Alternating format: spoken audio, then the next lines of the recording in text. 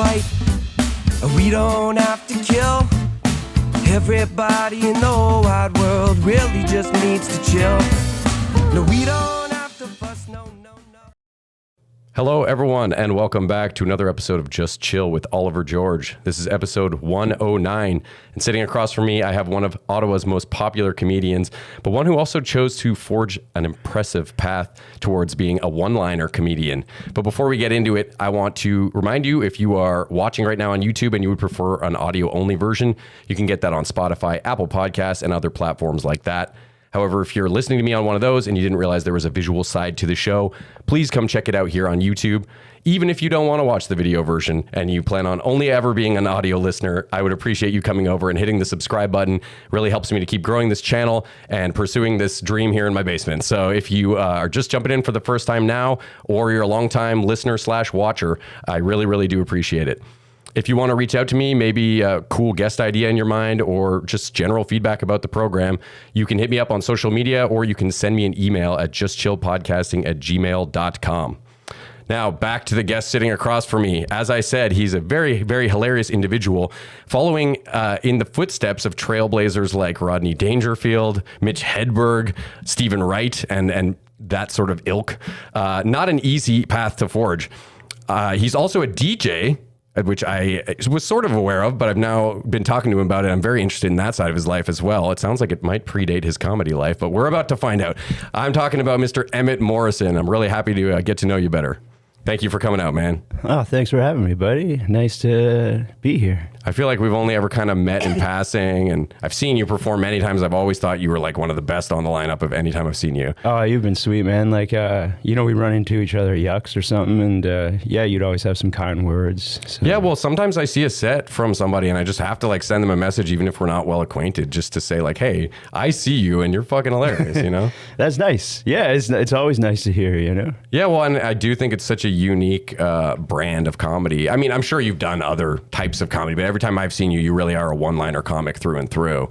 And I don't think that everyone would be able to do that in the comedy world, because I think a lot of people rely on segues and storytelling and just as a memory mechanism even, you know? I feel like one-liner comics always impress me because it seems like you have to just keep reloading the shotgun, but there's no connective tissue a lot of the time, you know, between the different jokes. So I'm really, really happy to explore that. Before I do start diving into you and everything wonderful about you, I want to say what's up to my dad, because he wasn't here last episode, and already that was like on 420. So it's already been 6 weeks or something since we've even recorded, and you weren't even here for that one. So you haven't been here since the paleontologist Jordan stopped by. Right.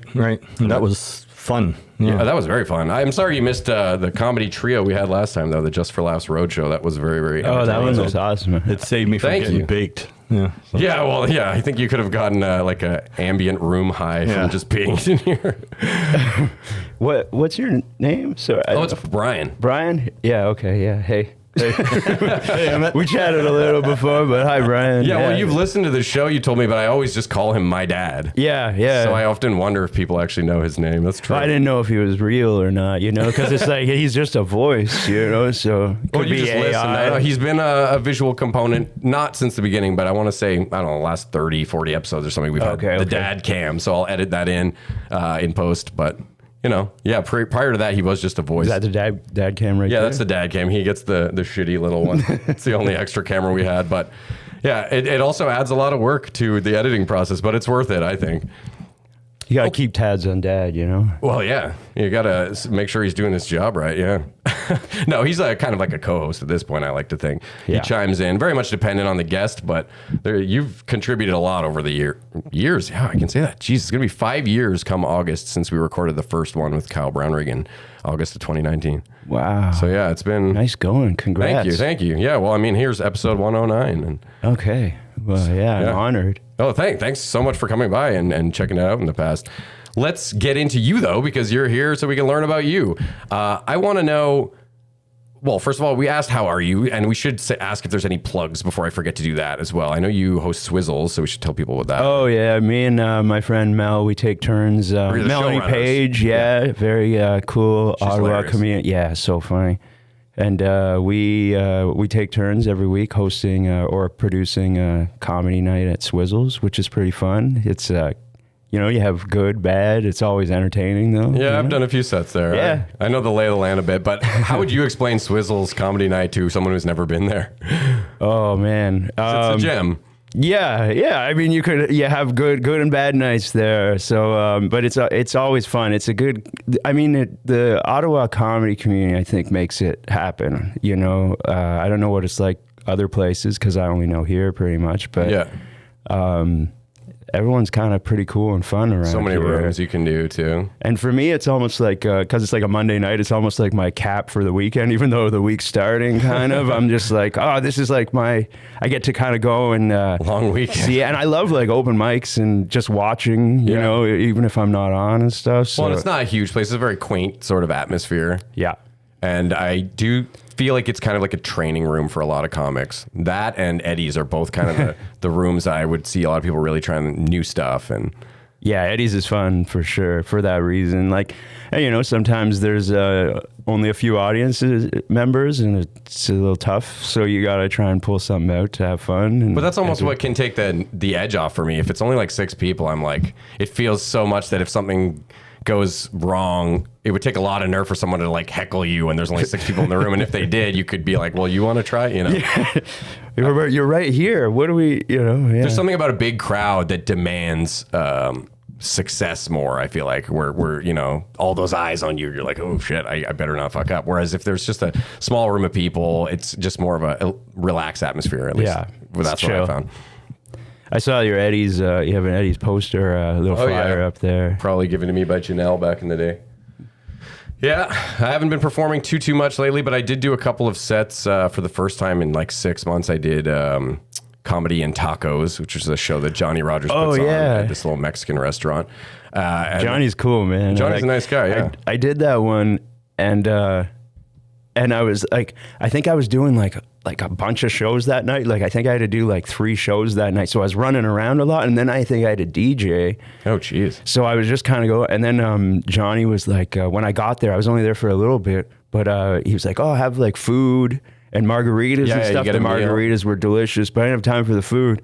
And then I thought about going like, it looked like they had these really good like nachos, and I was like, "What? Can I come back another month if I didn't use up my nachos?" Just like an IOU. Yeah, am I allowed to just show up on the next show? I don't think it works that way. No, but, like 3 weeks. But later. I really wish I got those nachos. I think about them all the time. And yeah, Johnny, if you're out there. Yeah. He was on, wasn't he? Did he? He was on, yeah, and I've been on his show as well. He does a very similar kind of program. He's much more consistent with putting up an episode every week, however.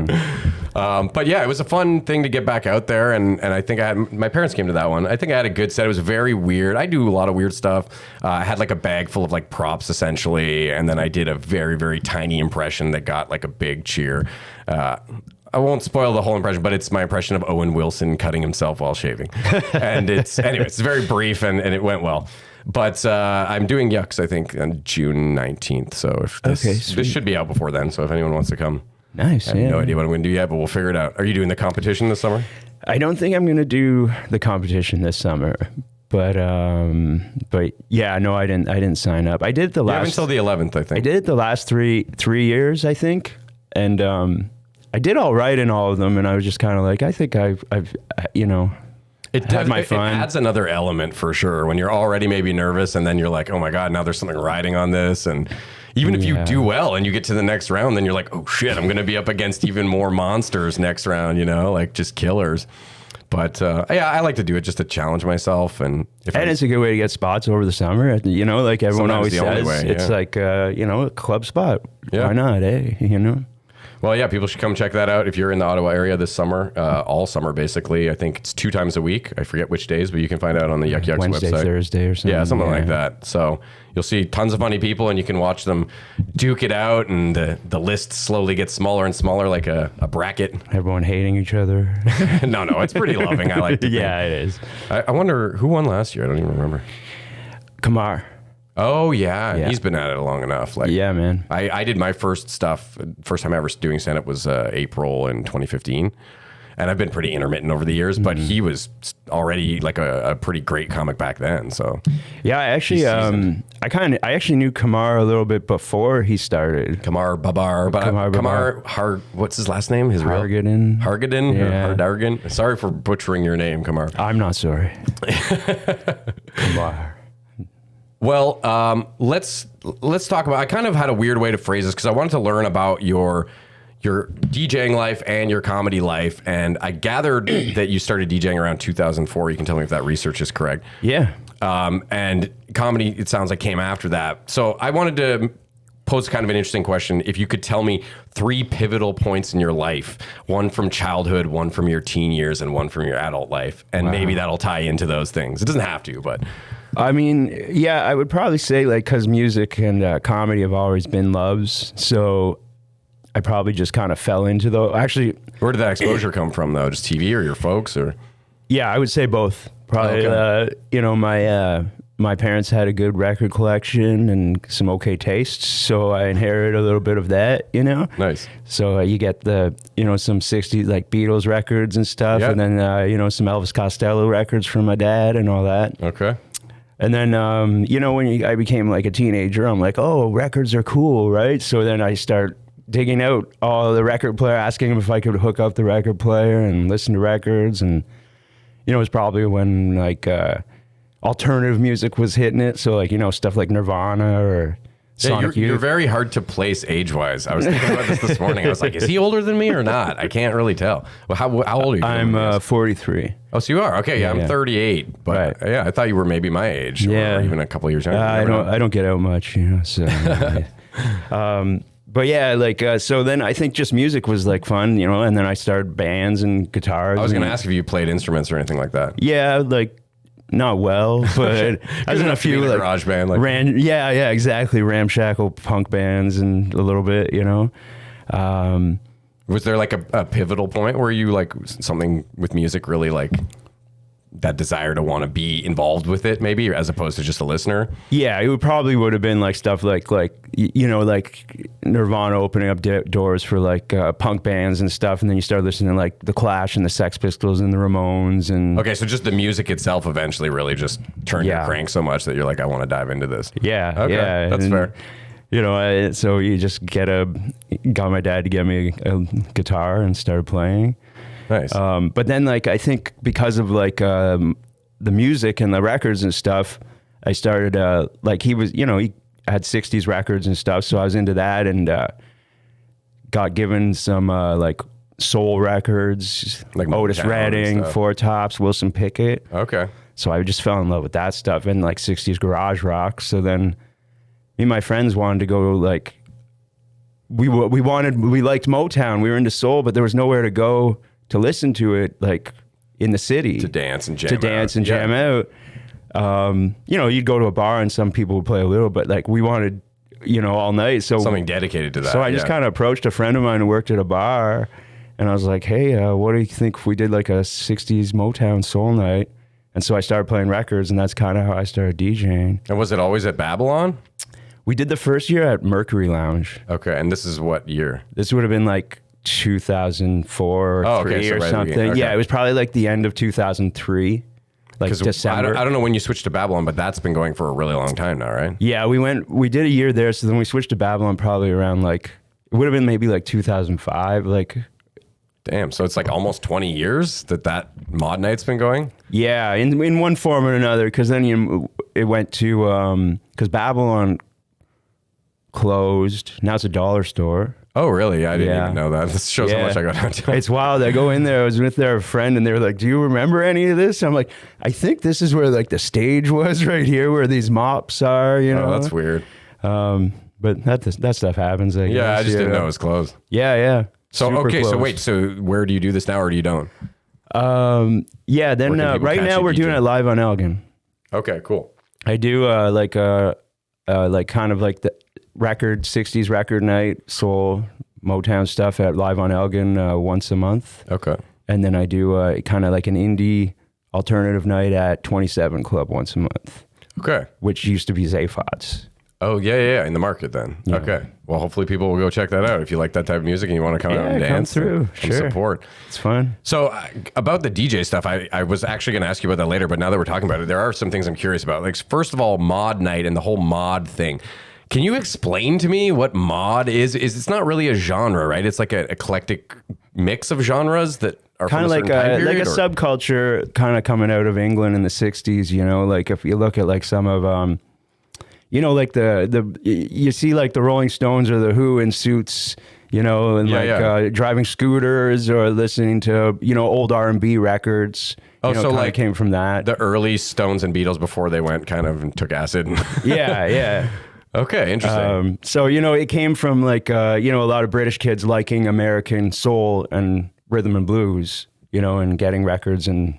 But what does the mod stand for? Do you know? Modernists. Okay. So it's like, it's kind of like a subculture, like punk.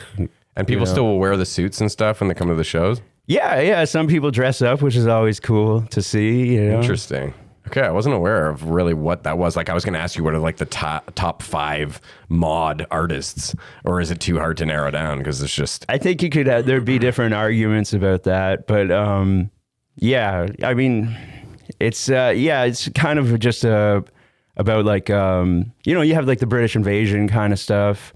I always just thought that was like classic rock, though, you know, almost. Or I guess classic rock is more like Led Zeppelin and shit. Yeah, it turned into some of that. Like Led Zeppelin was the Yardbirds, like, I think. Oh, yeah? They were originally like the new Yardbirds. They kind of came from that, which was like Eric Clapton and Jimmy Page were in that. And, oh, cool. Yeah. Well, you know more about that than I do, for sure.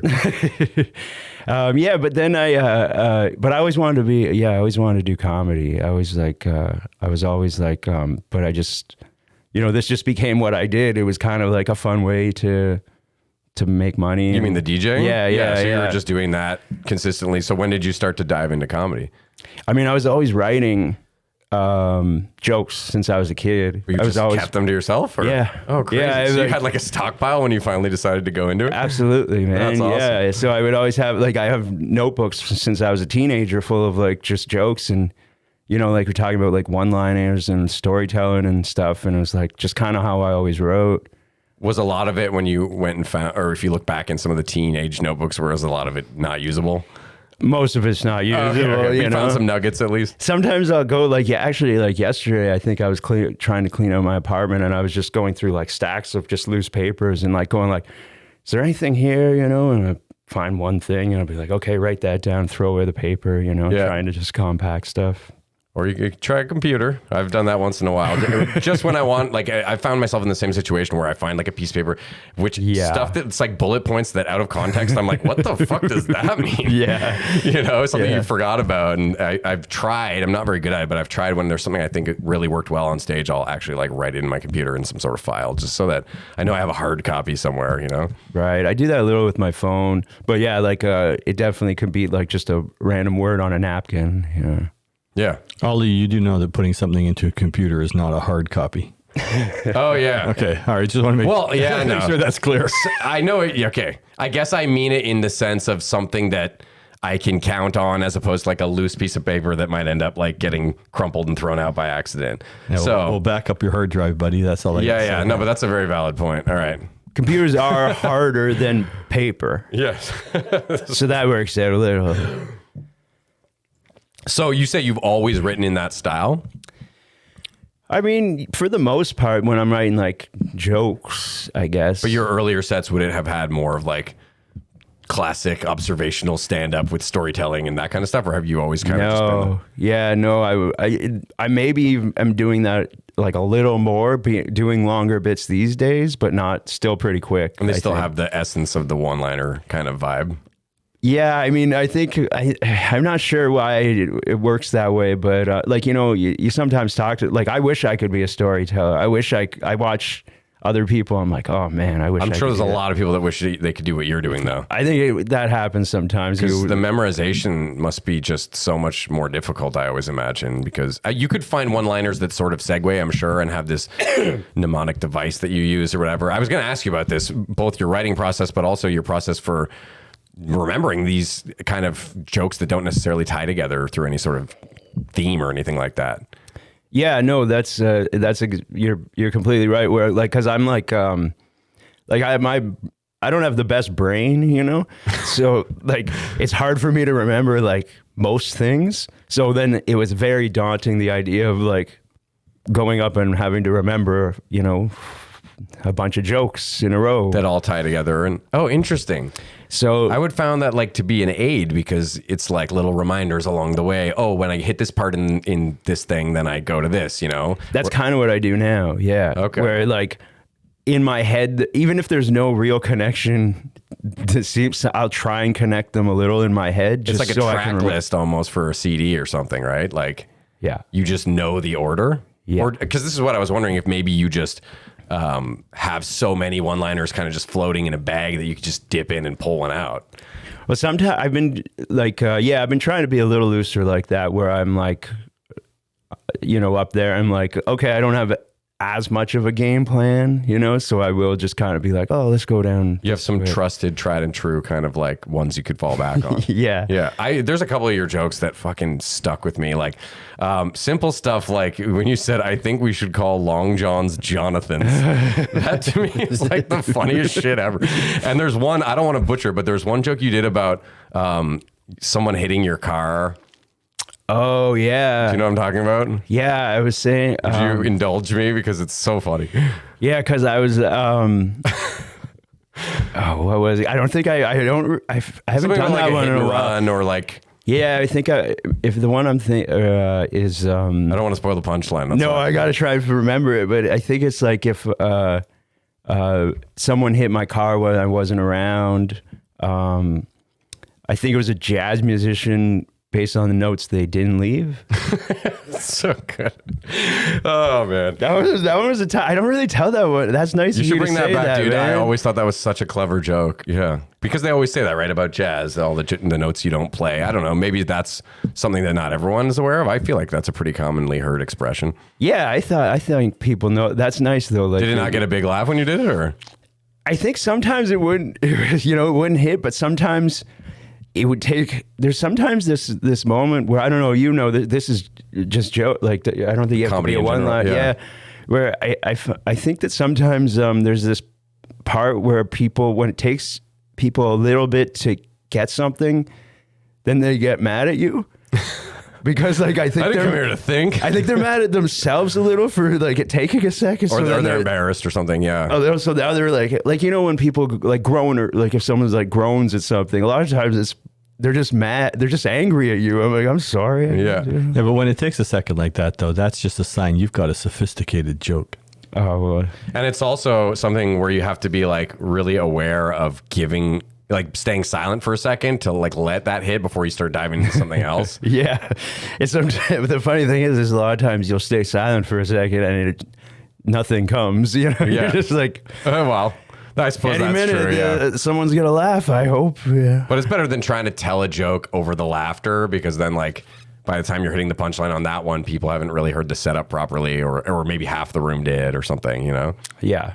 Yeah, you can. I guess you can step. I guess they say step on laughs or something. Yeah, I'm gonna actually see what you think of some of my one-liners because I have a few. Okay, I even let's went go. through my phone all the way back years and years to find a few. I only got a couple though, so this was a joke I've done on stage and it went pretty well. But I say I read something recently that blueberries help boost your memory. But I keep forgetting to buy some. That's the whole joke. Isn't that great? But That's great. Yeah. okay, it's decent, I think. You told that one? Yeah, I've done that a couple times. Did it go over? Yeah, it always got at least Yeah. like a solid chuckle, you know? Yeah, man. And then this one kind of grinds my gears because I came up with this joke and, okay, so here's the joke. It would say, I would say rather, how do frogs pay for stuff? And I would say, dib it. And I would try to say it like rude. Okay, I thought it was a good joke. I actually smoked Tom Green on a joint on the roof of Yuck Yucks when it was at Elgin. I like basically stalked him after the show and I was like, hey, please let me smoke you on a joint. So he somehow brought us through the kitchen up some staircase I didn't even know was possible. Yeah. And I told him that joke and I wasn't doing comedy yet at the time. It was like 2012 or something. And he was just kind of like, Yeah, it's not that, like, he really didn't like it, so it's nice to see. I think I saw him doing that one the other night. Yeah, right. Oh, you son of a... No, what's worse, the reason it grinds my gears is because only a couple years later, I don't think I ever did on stage. I would just tell it to people because it was probably like the first joke I ever wrote, that one. And eventually I saw a fucking Interact commercial where they had a little frog on the desk or whatever, and he said "Dibbit," and I was like, somebody made money off that. But I mean, that's just somebody thought of the same thing, but I could have struck Tom first. Green, I told you to turn on your TV. Turns out he's like the producer of the commercial or something. He's the voice of the frog. No. Okay, and this other one. Now I'm just gonna think of whenever I'm using debit or you'll think of a little frog. Yeah, I'll be telling the cashier, my buddy Oliver. Speaking of debit, you know what I hate is when you go to Winners, and this is the only place I've seen this. You pay with debit. Let's say you paid $57.05. Okay, it says $57.05 captured.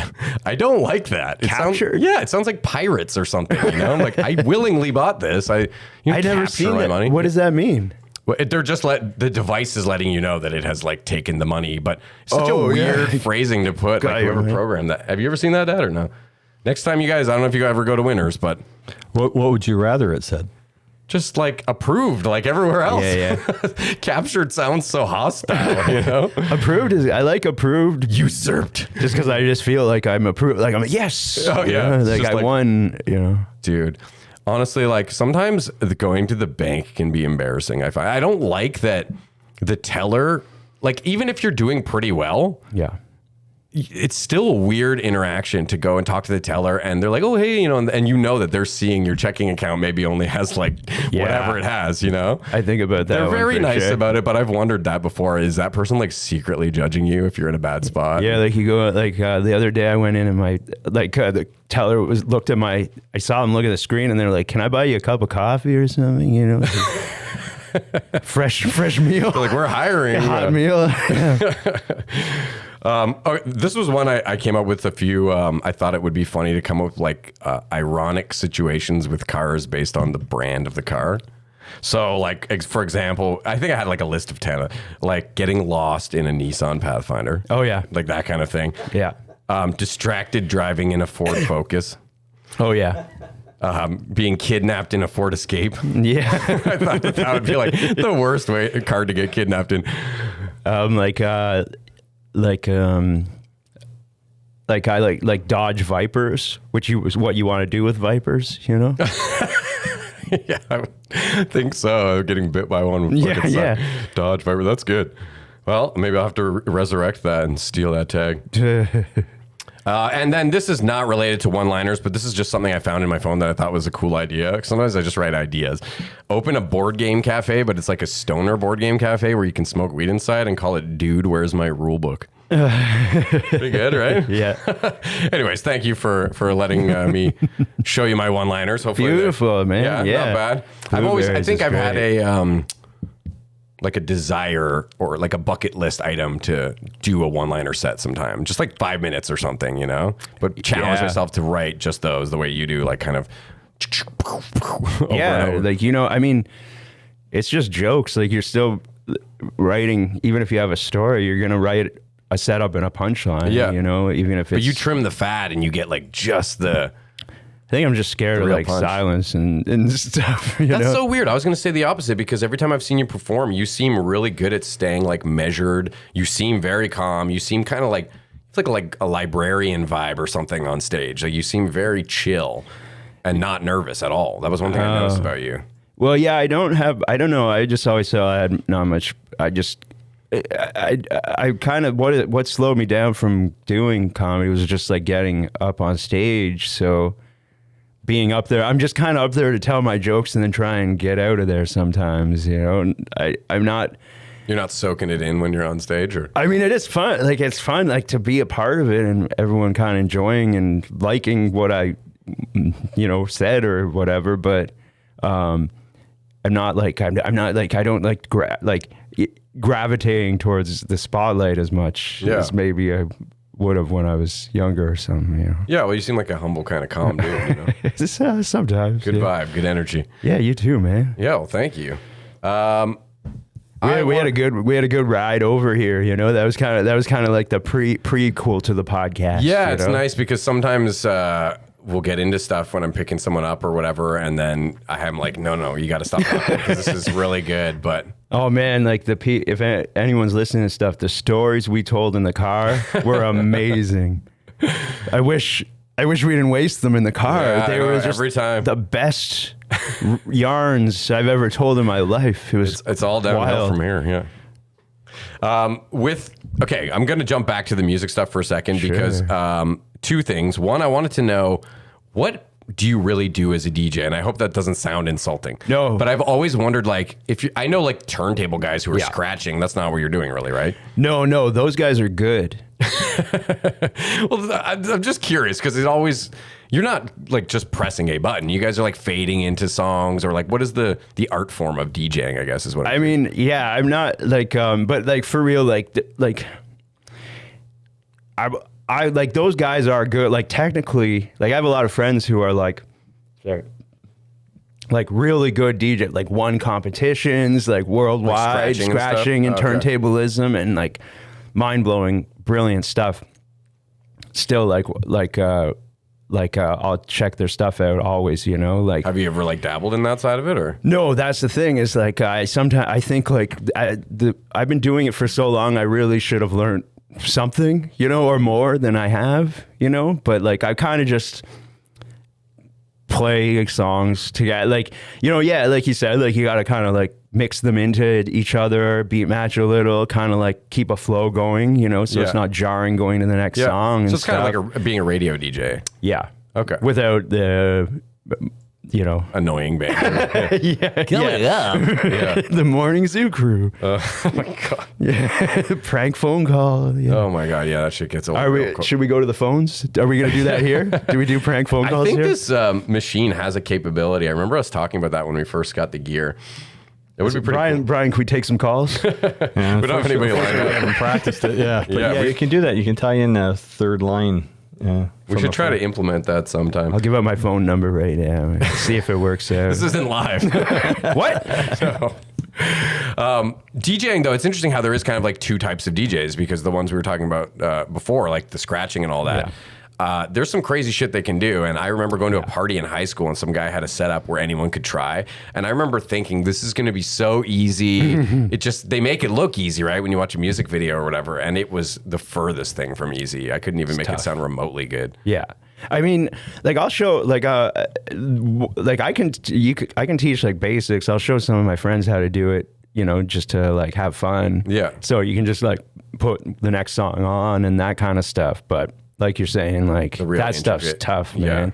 Or like even like, you know, wearing a big mouse head or something, you know, I can't do that. Oh yeah. What's his name? Deadmau5? Yeah. Deadmau5. Yeah. Deadmau5. God, I hate numbers and spelling. I think I sometimes wonder if there's like different Deadmau5 guys, like it's like Shamu or something, you know? Like if he wants the weekend off, he just like pays his neighbor to do it or something. Yeah, it was not hard. You just gotta. I don't think this is the real Deadmau5 died years ago.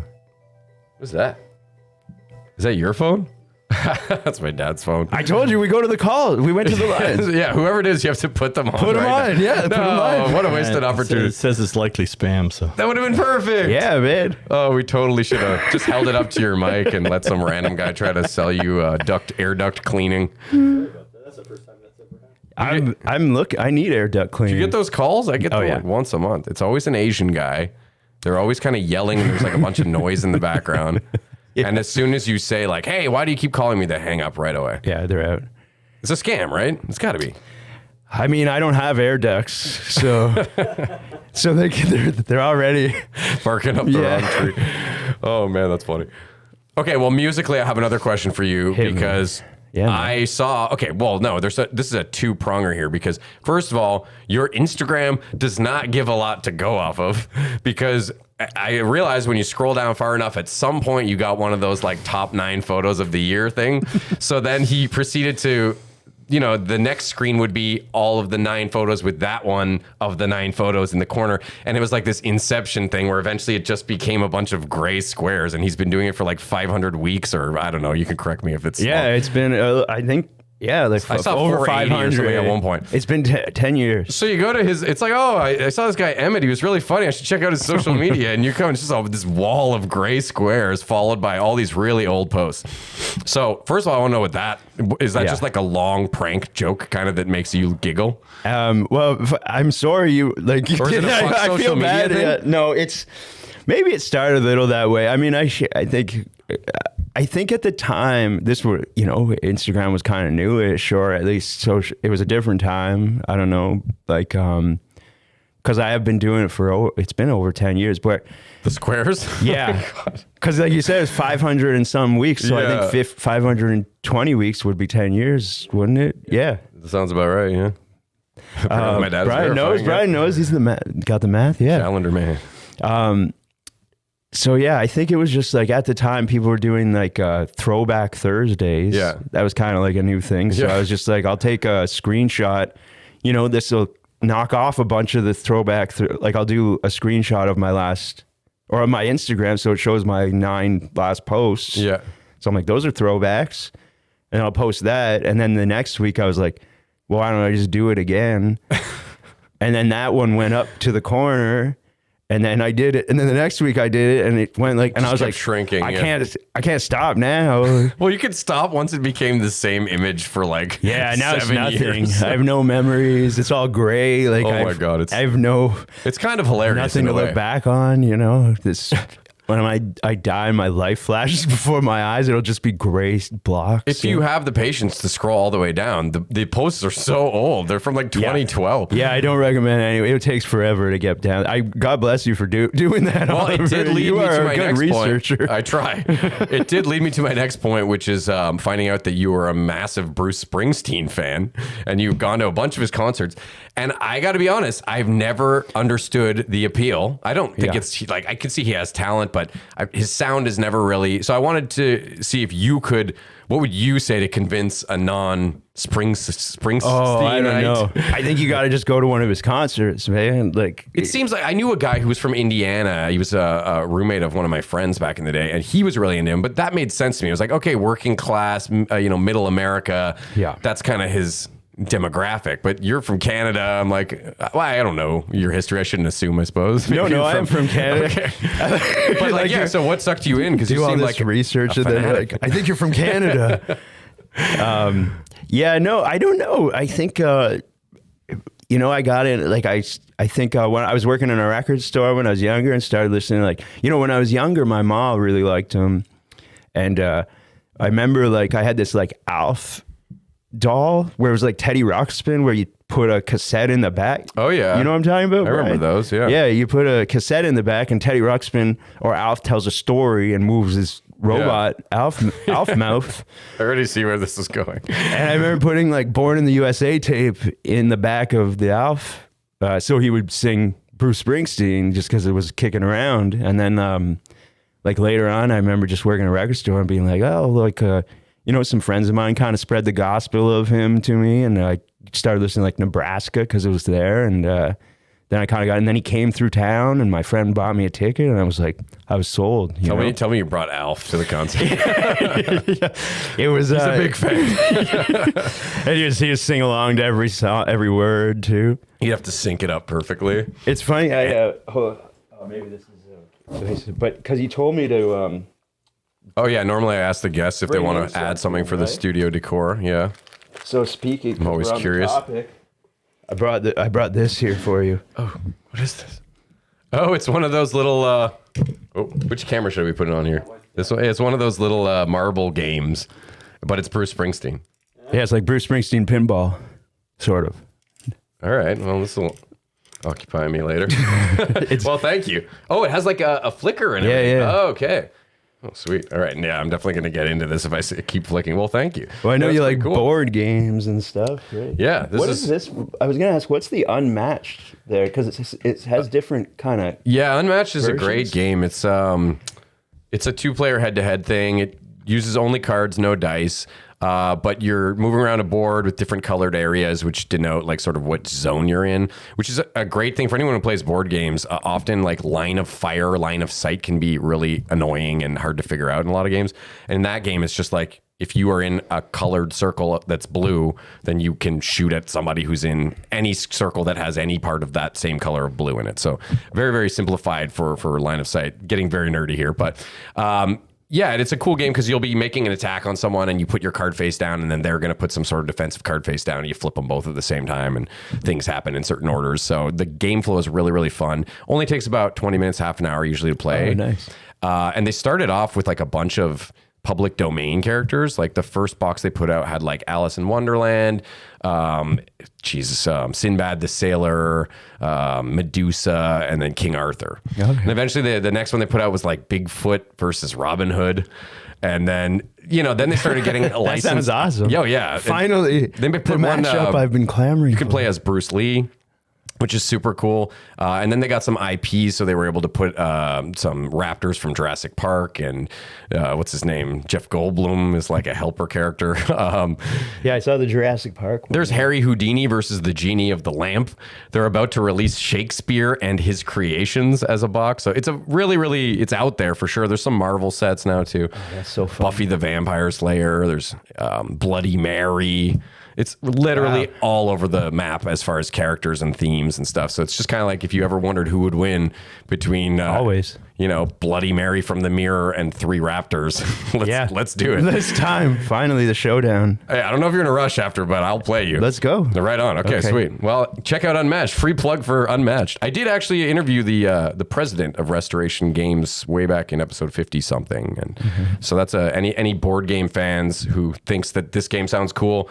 Go check out that interview because they've made tons of cool games, and their whole thing is that they restoration games. So they take dead games from like 20 years ago and then recreate them, often like tweaking and improving them. But I don't know if you've ever heard of this game called Fireball Island. It was something that came out in like the 80s where there's like literally this volcano and the ball falls down and knocks your guys down. And so they resurrected that, and they'll go on Kickstarter and do a whole campaign where they kind of bring back people's nostalgic board games from the 80s or whatever. So very, very cool company to check out. That's cool. Yeah, so Bruce Springsteen. Okay, we did that. I got some other one. Oh, actually, here's something I wanted to talk about because I realized that my wife and I went on our honeymoon to LA at the end of September last fall.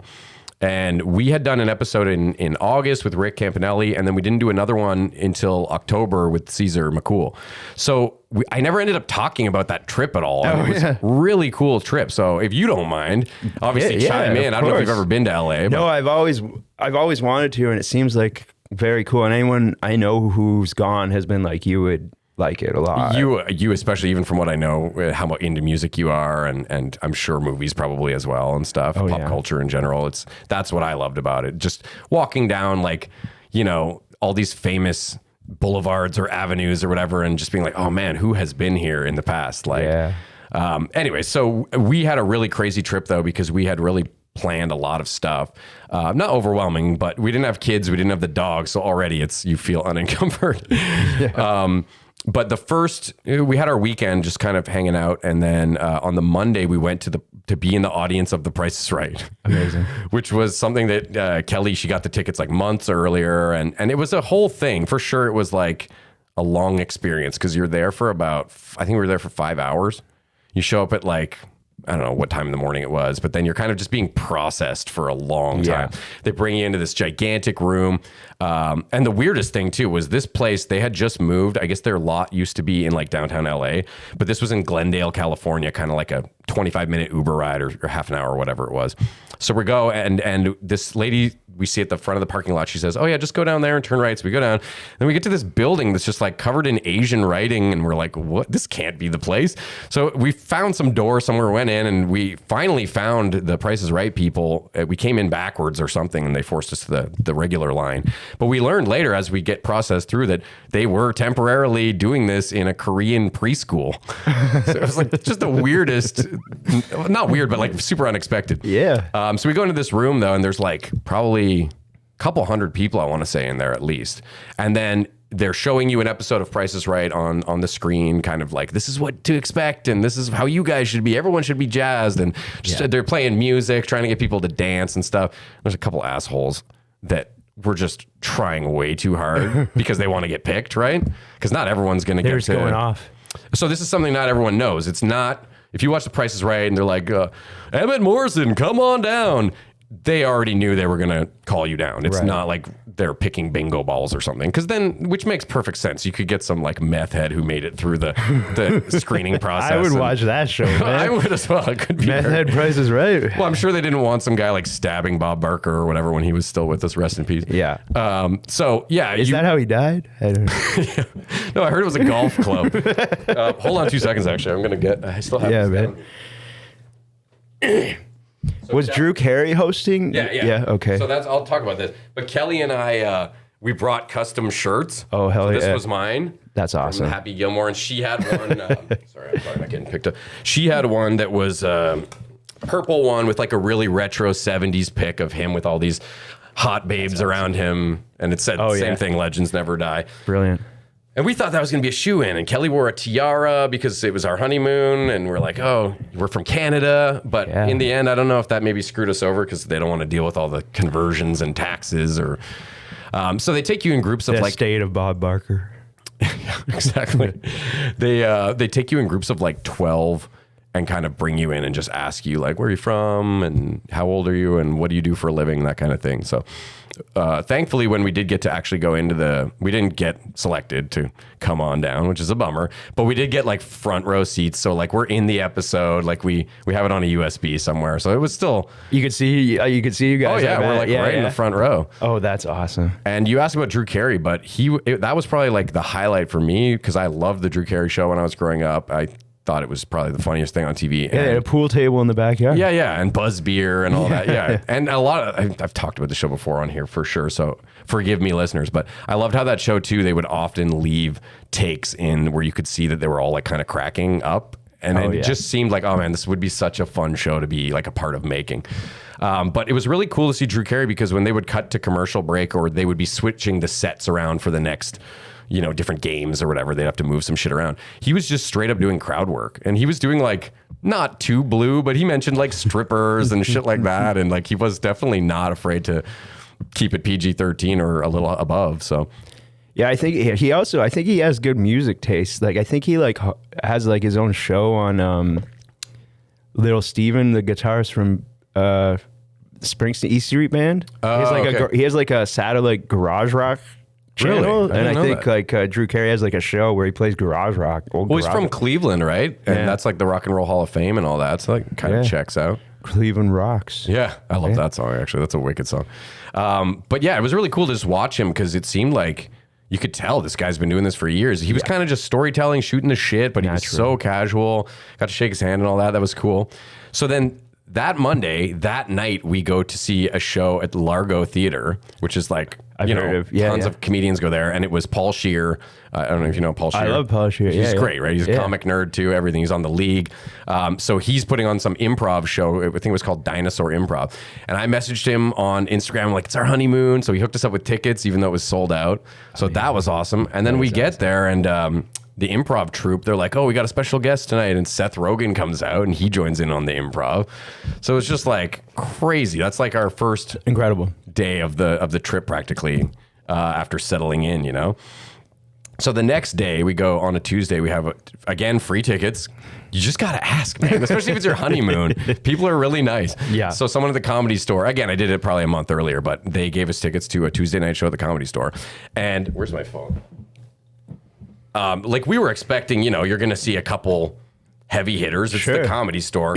Right. But listen to this lineup on a Tuesday night that we got to see because it blew my mind. And I hope anyone who, if you're in LA, you got to go check out the Comedy Store. I guess that kind of goes without saying, but okay, I'm going to have to scroll. I'm stalling right now. And the Korean preschool.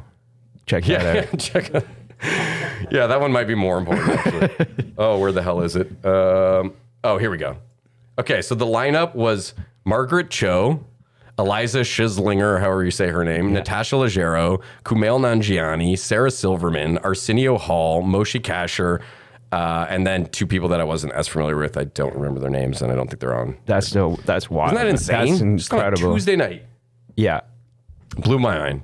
And it was, the whole time you're just like, it's surreal, I'm sure, you know, seeing these people like real. yeah, well, even the room and just knowing like the history of that place, because even I'm sure a lot of people are already aware of it, but even before being the Comedy Store, it had other designations. Like in the 60s, it was like a club where like the Doors, I think, played once, or at least bands of that sort of genre. And then prior to that, it was like Cyrano's, I think. It was like this restaurant where like all the mobsters would go, like Al Capone and shit like that. Was it like Mitzi Shore's husband owned it or something? Something like that. First, yeah. And when it was like I'm that. sure not all the way back to the 30s. I would think that would be too old for them. I don't know how old they are. Anyways, but yeah, there's so much history there, and I've heard there's like ghosts there and shit. Yeah, I've heard that for sure. And just being even in the parking lot and all that, it's, I don't know, it's such a cool experience. I can't imagine. Yeah, I definitely got to do that. That's way to go. That's really cool. Yeah, I wanted to perform there, but I kind of chickened out. I feel like I've talked about this, but I don't think we talked about this trip at all. So yeah, they had like a Sunday night kind of show up and put your name in the hat kind of thing. And I brought my guitar and I was prepared to do like a short song. But all the sets in LA are like 3 minutes if you can get an open mic anywhere. And then I was like, okay, that's good. I'll just play the one song. And then I get there. I'm like, oh, how long are the sets? And they told me it's 2 minutes. I'm like, fuck. So, and it was packed. And I was just like, you know what? I'm tired. We've been walking around all day. I just went back to the hotel. I was like, I didn't have that kind of gusto in me that night to just power through, you know? Yeah, I guess like you maybe aren't enjoying yourself as much if you're kind of stressed worrying about doing that, maybe. There's probably a bit of that. I did want to do it, but it was also just like I was so prepared to do that song that as soon as I knew that I had less time than the length of the song, I was like, I don't know that I want to pivot when that was what I had prepped my brain to do, you know? Yeah. And yeah, I just took the out because I was on vacation. I said, fuck it. But I kind of think back and wish that I had taken the dive and did it, but... Well, let's go to LA right now. Yeah. Well, I hope to make it back, honestly, after that trip, because it was just so... there was also, even when we went just exploring, so much stuff to see. There was this one outdoor market we went, I can't remember what it's called, Garden, maybe I'm screwing that up, but it was downtown, and it's like the Byward Market, except like 50 times bigger, and just amazing restaurants and little shops, and it just keeps going, all outdoors with little, you know, roofs overhead. Really cool. How long are you there for? We did a week. Oh, yeah. Yeah, and though the first half was kind of the busy half, because then Wednesday we went to the finals of America's Got Talent, because the hilarious Aaron Belial hooked us up with tickets, and we got to see him again. Yeah, because he did this show like the week before he went and did his first Kill Tony appearance. Oh, wow. I remember him talking about it and saying he couldn't talk about it on the podcast because it was like, he told me afterwards, and then, I mean, we know the rest. The rest is history. Amazing. This guy is huge. Yeah. I just want to honestly give a huge congrats to him, because a lot of people do well, but he has done like astronomically well in such a short period of time. Yeah. I think he's been doing comedy 2 years. He's now already a America's Got talent finalist, Kill Tony golden ticket winner. Yeah. And now, you know, he posted he was doing the stadium. He's hanging out with Post Malone and Kevin Hart and shit. I'm like, Jesus, that's this guy. I mean, it's well deserved. He's one of the funniest guys I can think of. Yeah. But wow. So kudos to Aaron. I don't know if he ever checks out the show, but if he does, there it is, buddy. We're proud of you. Yeah, man. Totally. Way to go. So that's basically my LA memories from what I can remember. Those were the kind of the big highlights, and then we kind of just kicked it. I know when you were talking about how they hype you up, I did, I went to see like Letterman a couple times. Oh, that'd be awesome. And they would hype you up in the foyer beforehand. They're like, we gotta get, you're the show, like all this, and like, who and how. And I remember like, I was there with a friend, and I remember just going like, cause like I don't know, I'm not like the biggest energetic, like, yeah, kind of, you know? And so I'm like, are they going to kick me out? Cause I'm not like, if you're too like, I'm too subdued or whatever. Yeah. Like, I'm having a blast. Like, this is the best, but maybe I'm not giving enough, you know, cause they're blasting like music, and all the like pages or interns or whatever are dancing like so much. And then, it was a wild show. I found that kind of obnoxious. Like, we didn't have that at The Price is Right, but when we went to America's Got Talent, it was like every time that they weren't live and it was like a commercial break, some guy comes on the mic, yeah, who wants to win some stuff? And I guess the 2 out of 4,000 people that were there that actually won a t-shirt might have been thrilled about that. But for the rest of us, it was just like, ugh. It just, his mic was too loud. And just when someone keeps like barking at you to just be like full of pep, you're Why just are you like, mad at us? yeah, it gets really under your skin, or at least for me. And then I had this little girl who was probably like, I don't know, 8 to 10 or something, just 1 or 2 rows back, just across the way. And she was just like, like having the time of her life, clearly. And her dad was like, oh, honey, you know, I couldn't do anything mean or say anything mean because she was too young and she was clearly just in her element. But God, that shrill, it was horrible. So thank you still for the tickets, Aaron. But I did not appreciate that part of America's Got Talent. And they also did, it was the finals, but they filmed like a lot of the stuff the night before. So there were parts where we just like had to like pretend that we were excited, but they didn't even like, there was no one there. Oh yeah, man.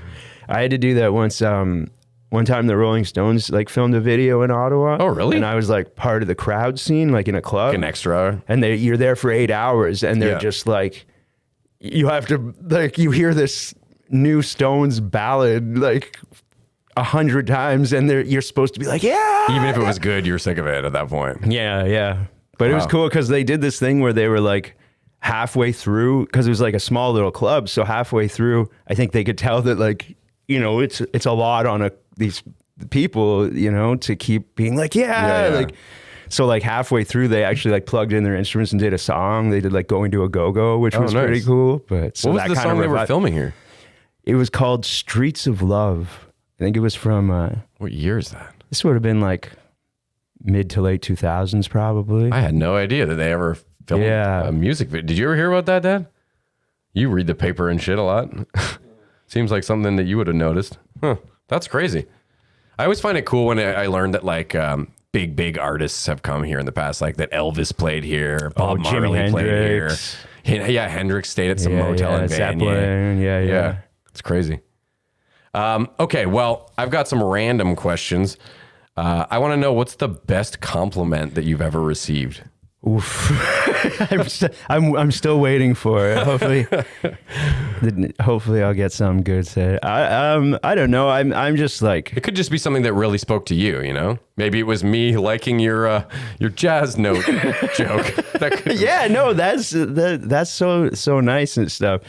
I think it is like a lot of times, yeah, something you like you know, if a joke I like, if someone said that, you know, like, or someone you respect or appreciate, you know, when they say something like, I don't know. I guess it would be just that kind of stuff. I don't know. Just like kudos on. Yeah. Or like, you know, when you like, some like another comic who you like says they like that joke or like, you know, has a nice word, you're like, oh, that's pretty cool. Okay, well let's make things more interesting. What's the best compliment you've ever gotten from a romantic partner? Oh no. How is that easier? Well, I just thought that like, you know, that you might be with someone who's like, oh, you have really cute ears or something like that you may have never noticed about yourself, but someone who's, you know, enamored with you might. Oh man. Anyways, you don't have to go there. Could be a move in the bedroom. One time a girl said I had nice feet, which was wild because like was she into feet? I don't think anyone's in. Well, I guess some people are into feet.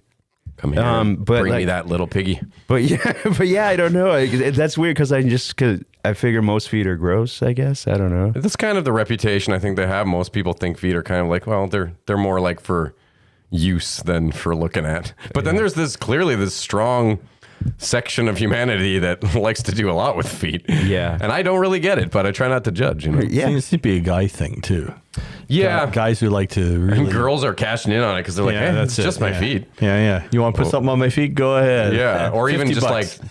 Yeah, OnlyFans pages probably where they like show off their feet after a pedicure or whatever, and some guys are really into that. Yeah, I don't know. I guess only feet. I always only feet. There is some sort of feet website that's like all the celebrities' feet, and they probably tell you the size and shit like that. I don't know. I like how we're all pretending we don't know that site so well. No, I've never been. I've heard of it, but I have to say I always associated feet with like unclean. Not to say that you can't have clean feet, but like, you know, we walk around on them all day. There's like warts and bunions and shit like that. I can't imagine why anyone would be like, I want that on my genitals. You know, like, I guess if you know that your partner has really exquisite feet, I mean, maybe that's why they're really into nice feet, because they're like, oh, those ones I won't get anything from. I don't know. Yeah, I don't know. It never cranked turn my crank. Well, let's go to the phones. Foot talk. Who's around? Okay, so no, we could skip that part of that question. Oh, I don't know. I'm sorry. Did you ever have a nickname, and is there a story behind it? People will do different like plays on like Emmett, I guess, you know, like E-Dog or Emmy or something like that. Emmy sounds kind of like a girl's name. Yeah. Yeah. It's I've always, those are kind of like E-Dog is kind of cool. Sometimes people ask me if they might, I'm like, for the most part, like I could be called worse things, you know? So like, it's kind of, that's nice kind of sometimes. I think E-Dog kind of like, it's like saying you're cool in a way too, right? Yeah. You know? When I was younger, it would, cause like, I don't know if, I'm sure there's people like named Emmett, but it's not the most common name. Well, probably. that's what my dad said, right? When I told him your name, he said something like, how old is he? Yeah, I think I was named after like a great uncle. Makes sense. You know? But like, you know, you'd call like, when you were younger, you'd call your friends' places to see if they want to play or something. And they'd be like, oh, they're not here. Can I take a message? I'd be like, yeah, Emmett called. And they'd be, or even now you're just like leaving like Emmett, like Elliot, and like Emmett, Evan, Emmett, Everett. No one remembers you know? it. Yeah. Oh, shit. So and then I just go, yeah, sure. Like, yeah, Everett. I'm Everett. Just stick whatever. with E-Dog. E-Dog. Yeah, if you tell me E-Dog called. It. Yeah. Okay, here's another one. You have a nickname? You go, I like Ollie, I guess. Yeah, like my little brother calls me Ollie, and I think maybe my mom does too sometimes. O-Dog? No, my dad and my brother call me Ob, and a couple family friends that call me Ob, just OB, like Ob. Okay. But that's because my older brother used to say Obiver when he was like really young, and that's then it just kind of because his head's kind of oblong. No, it's like very round. That doesn't check out at all. It's round like a Funko Pop. Yeah, I think that's it. I don't think I've really ever had. I think I remember periods in high school where I like tried to get people to call me something. Yeah, like, yeah. I want you guys to call me Smokino. I thought that would be a cool name because it's like I smoke a whole O, you know? Yeah, I was Smokino. thinking that was cool. Yeah, Smokino. Can I do that now? Call me Smokino? Yeah, Smokino. Sure. All right. And I also thought Revelo would be cool just because that was my name backwards at one point, but none of them stuck, and I don't know that I care. My dad used to call like if he'd yell for my sister or me in the house or something, he'd just go like Melissa. My sister's name Melissa, so he just combined them both. Yeah. So hopefully it would work for one of us. I guess that's got to be one of the funniest things a parent can do, because I still have memories of my mom too. My brother's names are Ben and Quinn, and where they just kind of keep like resetting. It's like Ben, Oliver, Quinn. It's like a fucking glitch in the Matrix or something. Oh man. Yeah. I also online, I used to use like if I was in a forum for like a nerd thing or something, I would put Professor Shenanigans. Brilliant. It's kind of a name I used for a while, but I don't know that anyone ever called me that. I don't know that I would want anyone to call me that in real life. Like, I am not a professor, nor will I be providing any shenanigans. I like Smokino. Smokino's cool, I guess. Yeah. Man. If you could be friends with a fictional character, who would you choose? Friends with it. You have so many fictional characters around here. If you want to weigh in on this too, or any of these, Dad, the random questions, it's always fun to hear everybody's. Yeah. What do you think, Brian? It gives him time to stall. Yeah, really? Yeah, nice switch. I don't know. I mean, being a comics book guy, I might pick somebody out of the comics and sort of make them be real for a while and just go get the real skinny on what it's like to be Superman or. Oh, I thought you were going to say get them to like carry you around places you want to go, or just like no, protect you or something. No, I want to know what's in their head. You know, you see these two-dimensional fictional characters, and they're always having life and love problems and superhero problems. Bad guys always after them. I mean, it sounds kind of juvenile, like just to say it, but the fact is, I've lived with these characters most of my life. Yeah, and 68 now. That's a long time. Yeah, like and I follow some of these guys for like decades, and you've also watched the rise of these characters, right? From when totally. It was obscure when you were a kid, kind of nerdy to be in the comics, and now it's like the highest grossing films. And it'd be really interesting to take a character like that and really explore them sort of one-on-one. Get him on the podcast. Yeah, get him. Come on, Superman. And partly that's, I think, realized by the fact that they have come to movies and things like that, or shows like The Boys or something like that, where The Boys is one where it takes these guys and really tries to pull them down to earth and look at all the shit they have to deal with, right? Yeah. You know, or wouldn't it just be crazy to talk to somebody who actually had a power? Yeah. You know, whether it's flight or they can turn on fire or they can shoot beams out of their eyes, whatever that is, you know, you just go, the fuck is that like? Like, really? I know. Your eyes get hot? I still wish that somehow that could become a part of reality, because sometimes you see, you know, a little while back, it was like we were seeing UFO talk in Congress and all that. And then AI is becoming more and more like science fiction. I'm like, when does the superhero thing start? When is that fucking going to happen? Some comet's going to hit and irradiate us with some sort. No, when somebody going to come up with some kind of compound V type shit. Yeah, that would be probably maybe more it's like a limited thing where, guess what? You know, they get these guys in their teens and they inject them, and suddenly they're really strong or super extra fast, extra peak human. Takes like the Olympic level sort of qualities. That seems possible, and amps it up another 50%. Say you're never gonna get like invisibility or like ice powers or something, but like creating a super soldier seems like something that could actually happen. Where they just manipulate genetics and stuff to make like the peak prime human specimen, and maybe they do something with their brain so that they have better willpower to stick to their workouts. And you get this country that's led by some guy and there's like no ethics involved at all. And they just I was just listening to a podcast about, like, I had heard about the guy from the Nazis, Mengele or whatever. He did a bunch of atrocious Joseph Mengele. You read about that, it's fucked. Boys from Brazil, a great movie with Gregory Peck way back in the day. Oh, okay, I didn't know. It's all about, he played, I think, Dr. Joseph Mengele. I just read about him on Wikipedia, but you know, I read one of his experiments was all on twins. 15,000 pairs of twins he experimented on. That was just like one branch of shit that he was doing. But no, it was on this thing called Unit 731. And it was basically the same kind of shit that was happening in the Japanese military in like the 40s or whatever, where they were like doing like live vivisections and shit like that, and like just really dark shit. And I thought you might have heard of it. No, live what? Sorry, what? It's called Unit. A vivisection, like, you know, it's cutting them open. Dissection while they're alive. Yeah. Just to see and without anesthetics, from what I was hearing on this podcast. Just brutal. Oh, that's like whenever someone like says like your number one fear and stuff, for me it's always like being awake during surgery. Oh yeah, you know? yeah. That one seems that would awful. Be horrifying. Yeah, I know it blows my mind when you think about like the human experience, and we all have to die. But then you think about stuff like where you're like, oh, people have actually gone through that or experienced that. Like somebody knows what it feels like to be burned alive at the stake, or like, you know, all these horrendous things that humans have done to each other over time. It's just like, or someone knows what it's like to be twins. Yeah. It seems tough, I guess. Whoa, okay. You're just saying like, well, you were talking about how he was with all these twins, or he was doing experiments doing on stuff twins. on twins. Yeah. That seems tough. What, being a twin? Yeah. You wouldn't want to be a twin? You want to be a twin? Well, not one that's being experimented on by Joseph. but well, no, I don't want to be that twin for sure. I don't know. I've thought about this a lot of times, and I think I'm kind of like still on the fence as to whether it would be really cool or really annoying.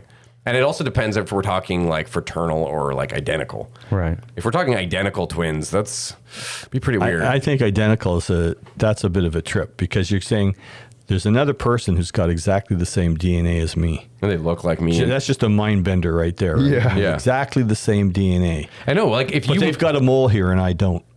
Or they make, it's more like when you start making different life decisions and somebody puts on weight and the other one decides he's going to be more athletic, or like then you can start to see a lot of deviation in the looking the same, you know? But I've wondered, if you do look exactly the same and you get into like a relationship and you're marrying your wife, does your wife not sort of also want to fuck your brother? Because if she's attracted to you, you know by default she's attracted to your brother, right? At least physically. Of course, like personality can change things, but it's still weird.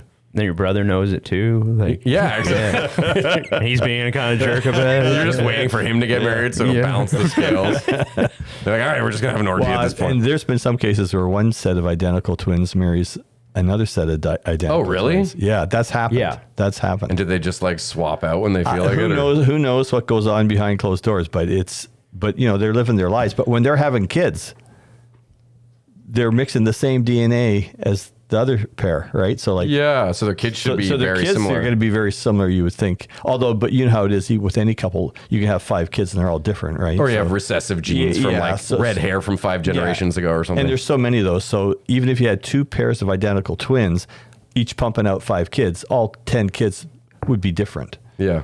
Unless they But they'd probably have a shocking similarities. Unless they started having identical twins. Yeah. Oh my God. Did you see there was a post on social media about these like conjoined twins and they married this guy? Yeah. And he looks so creepy. He's just smiling How does that work? Yeah. Well, yeah, exactly. No, there was like articles of them speaking about it and basically saying like that one of them just like reads a book and tries to ignore it when the other one's like blowing her husband or whatever. Because only one of them's married to the guy. That's right. Only one of them's married to him. So and the other chick's like, all right, I guess we're...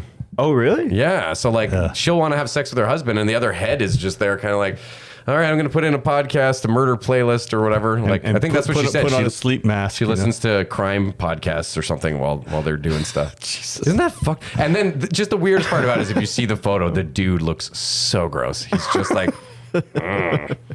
she has to watch. I don't know. It's just. What if she meets someone or something? Well, exactly, right? Then they have to be all copacetic with like living together and basically doing everything together. And you know that first guy who married the one girl, if the other girl then brings a new guy in, he's probably going to be like, hey.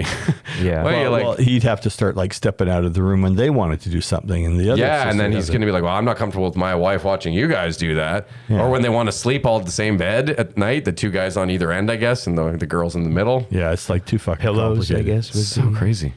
What was it? The pillow situation would be weird, maybe. I don't know. Anyways, I'm glad I don't have to experience. I was looking at the thing behind Brian there, that Star Wars thing there. They're like playing, they're in a band. Yeah, I don't know who made that, but I've always thought it was a cool poster. It's just like, I'll throw up a picture of it in the podcast for people so they can see it. But it's, as if the characters of Star Wars rather were members of a band. And they're all working together because Vader's coming down on strings with his electric guitar and Chewie's on the drums. And if you look in the crowd after, you'll see like very distinct faces that I imagine has got to be like the artist and his friends because they look so non-generic. You see that sometimes in comic books too, where they'll draw somebody in and you're like, oh, that's a writer or that's an artist or somebody. It's a super group. It's funny because like they don't even like they look like they're all wailing, you know, but like they don't even have to be good. Like I would make that face even if they sucked at the instruments, you know? Well, I mean, it's to like be fair, Chewbacca it's the Rebel on Alliance drums and the Empire coming together for a musical. Yeah. So that's something right there. They're settling old debts. Yeah, no, it's a pretty cool piece. I should look into who did that because I've always really enjoyed that. What's the most embarrassing moment so far in your life? Unless you're not comfortable talking about it. I don't want to bring up like traumas here or anything, but embarrassing. Yeah, like when did you last shit your pants? Or caught with your pants around your ankles or with your, something, shrinkage after the pool or something. I don't know. Could be comedy related. Man. Yeah, I mean, I don't know. I guess like I'm embarrassed that I'm so bad at these questions. I guess, man, I'm just embarrassed I'm not that good on the spot like that. What about this? Okay, hit me, Brian. Did you ever get on stage? Yeah. And just go blank? Yeah, I've definitely. Oh, you know what? Like you have those. I don't know. Maybe you have these. I've had those moments for sure. Smoking-o, where you're like, when you're like I have like a few like really bad bombs that stick with like a few that like if I have to go into my mind, I'm like these are ones that kind of like were really bad and scarred me and stuff, where you're just like, you remember like being on and it's so bad that you just start laughing. It's so bad, I don't have a lot of those. I have had shows that were better than others and I've had blank out moments, but I usually always recovered so. But that's because I don't do it often enough. So whenever I go to do comedy, I've had like months to prepare and I'm making sure that like I've got some new material and it's something that I'm pretty positively like psyched about. You're comfortable confident in. Or I've told a lot of like my friends in the weeks leading up to it to make sure that I'm getting laughs in like social situations to make sure it's not just me. Yeah. That could work the other way too, though, where you do it once in a while, so you're super prepared, but somebody else does it all the time.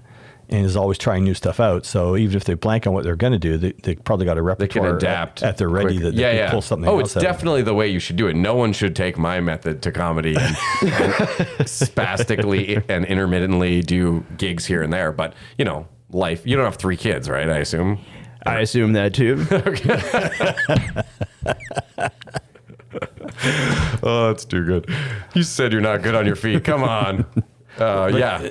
I've got a question for Emmett. So going back to the one-liner approach and stuff like that, did you, as part of like getting into the whole thing or whatever, did you ever spend any time sort of looking at other folks like this Stephen Wrights or and when I was throwing at Ollie, like Milton Berle or Jack Benny, like some of the oldsters who were one-liner type guys, did you ever like study them or think about what it takes to be successful at one-liner comedy? I mean, you did that approach as opposed to just winging it? Yeah, I think I kind of like wing it a little, but since I like would wing it, I have gone back and trying to be like, how do I get there by kind of seeing like some of those guys, you know, like something like a Dangerfield. Somebody's got I got no respect, you know. Yeah. Like he works that in, and Jack Benny always had, you know, the old Rochester, and Milton Berle always he has little fiddle, you know, and he'd do a couple of notes and go, "Take my wife, please," you know, like whatever. Dimitri Martin would always play an acoustic guitar kind of ambient in the background as he's kind of a one-liner. Or like Zach Galifianakis would play on the piano. Yeah, I've seen that special. Or Hedberg would have a bassist sometimes. Oh yeah, I heard about that. I've never actually seen that though. Like a stand-up. Someone told me, I think it was Andrew Wamble told me that like Mitch Hedberg came through here. Yeah, I think Don Kelly or somebody who came on the show said that they were. I think it was him. He did a open forum or something like that. Yeah, but I think like Howard from Yuck Yucks had to get him a bass or something for it. I remember this as well. Which is pretty cool. Oh, dude, I would have loved to see that guy perform anywhere, but let alone here. Oh my God. Don Kelly's cool, man. Like when I was talking about like how it's hard for me kind of be in silence or, you know, like I'll say a joke and maybe I'll sit there a little, but like to not say something that's just, he'll go a little while with just like saying stuff and then hit you with a big thing. And that's so amazing to me. He's a pro. Yeah. He's been at it for years, man. I remember seeing him on like Mike Bullard's show. Oh yeah. Ages ago when I was super young. I rewatched it when I was going to interview him, but I was like, I've seen this before. Oh, it's probably up on YouTube or something. Man. Yeah. I don't know if it's his YouTube or it's just on YouTube in general. I found it somewhere though. And it was a trip because I used to watch Mike Bullard. There was one point where that show was insanely popular in Canada. It was like getting higher ratings than Leno's show at one point. Yeah. Yeah. So getting back to it though, so a lot of those one-liner guys who would use this either verbal, like the Rodney Dangerfield and the respect thing, or an instrument or whatever. He would also say, "Oh boy, I tells you." And like I think they use that then as a bridge to give them the chance, because that stuff gets to be automatic, I think. And then they've got a bridge of time internally. They're working the next joke. Oh, I see what you're saying. Pulling it up, and so they're ready. And that's why sometimes they just spit them out one after another. But actually they're bridging in between, and they've got that little filter of space instead of just standing there with nothing. Yeah. Yeah, that's good. So I'm just curious. It becomes part of their trademark too. I don't know, like sometimes I don't know if this happens to you where you're like saying some, like, and you're thinking of another thing and you realize you're not even thinking of the thing you're saying right now. Oh yeah. It's because you're thinking of the next one or something else. And you've just performed. Yeah, you're like, oh wait, you know, and like you're driving and don't realize you've been driving for so long or something, you know? Or even if I'm playing a song, sometimes I'll be consciously sort of like remembering or thinking about and conjuring the lyrics that are coming up in the chorus while I'm singing the verse. Yeah. You know, or something like that. And I think that can affect your interaction from a crowd work or a crowd observation perspective, because it's like in conversation, you know, what they would always say in, you know, corporate gigs where they're trying to make you a better employee, is say, you got to do active listening. So when you're in a conversation, most people are not really listening to you as you're talking because they're thinking about the next thing they're going to say. Yeah. And so it's a very disjointed conversation and not a high quality conversation. So you wait, you actually listen to the other person, think about it, and then say something meaningful. Yeah. And so I think it's a little bit the same way. I'm talking through my ass here because I've never been on stage, but I would think it's the same thing. If you're actively aware of the joke you're telling and you're into it, and then you're observant of the crowd, you may have a better flow with the crowd than if you're thinking about your next joke already. And as soon as you finish, you start going on the next one. Yeah. And then you wonder, oh, I've stepped on the laugh, like you said earlier, or something like that, because you weren't observant of the crowd. Get a better connection. It's a talent to develop, I think. Or even the true talent would be figuring out how to be sourcing what you need in your mind while giving the impression that they have your full attention. You know what I mean? Because you can do that in conversation where, like, sometimes I will be talking to someone and they'll say something where I'm like, oh, I don't want to forget that they mentioned that because I have a thing I want to add to that. But I can tell that they clearly still have another minute of explaining this or whatever. You're actually, they say you can't multitask really, but you are kind of multitasking there. You're splitting your focus. Yeah, because I do like to try to listen to people and what they're saying, but I also, you get caught up in not wanting to forget the thing that you'd like to add. Yeah. I heard a podcast about multitasking too, and I basically said the same thing, that most people cannot efficiently multitask. No. You're literally just doing both things slower. Or poorer quality. Yeah, they're saying you should dedicate yourself to finishing one task and then move on to the next if you want to be really, successful at those things. So I just brought this whole thing up, for Emmett's perspective, because I think what I gathered was that you do your one-liners, and you're not actually currently working any type of, let's call it a bridge effect or whatever it is. And if that's something you might think you might develop, or no, you're happy doing it the way that you're doing it now. I mean, I never thought of it that way, but that's really interesting. Having like a persona where you're like, sort of like Dangerfield's a really good example, because there are people that they have almost like a catchphrase, which could be really hacky, I suppose, depending on what that catchphrase is, but it could work really well in a case of like Dangerfield, where it just goes with this whole vibe of like you could start blowing your nose in between jokes and keep going, damn Coke, something like that, like, I don't know. Oh man. Experiment. Can I use that one? Okay. I don't know if you might get less gigs if you're known as the coked out guy. No, that's his thing. No, that's just his thing. Yeah. Like, we don't care. No, I'm playing a character. Yeah, exactly. You're trying to say, no, it's just part of his act. Yeah. But he's doing cocaine in the back right now. Yeah. No, it's baking soda. What is something you think that you're bad at?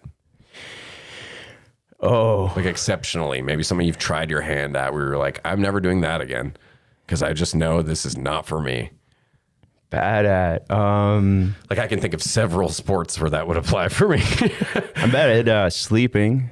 Oh yeah, that's not a good one to be bad at. No, I wish I was better at sleeping. I fall into that camp too, though. You're a night owl, I take it then. Yeah, for sure. You are? Oh yeah. I've worked overnights on and off for over a decade, 15 years. Yeah, you work at like the hospital or something? I do, yeah. For about 10 years it's coming up on, I've worked there. And I work weekends sometimes, but a lot of the time I work overnight still. Those are long shifts. Some of my overnights are sweet actually, because they're from 10:30 p.m. to 5 a.m. So it's like, it goes by pretty quick, those ones. But yeah, sometimes they're 8 hours. I never do 12s. But prior to working at the hospital, I did security for like 9 years. And those were like often 12-hour shifts with patrols and ornery ex-military douchebag supervisors who are where you're just like, bro, it's 3 a.m. How do you give such a fuck? Like, just guys who really wanted to go off on you whenever they could, and just like, they thought they were still in the military, or they never made it into the police force. They took police foundations at Algonquin and ended up as a security guard.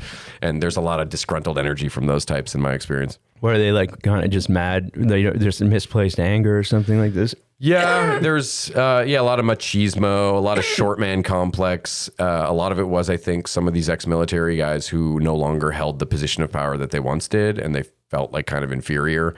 Right. There was also, because I work specifically for Commissionaires, which is a security company, whatever you want to call it, that was up until 2000 exclusively for veterans.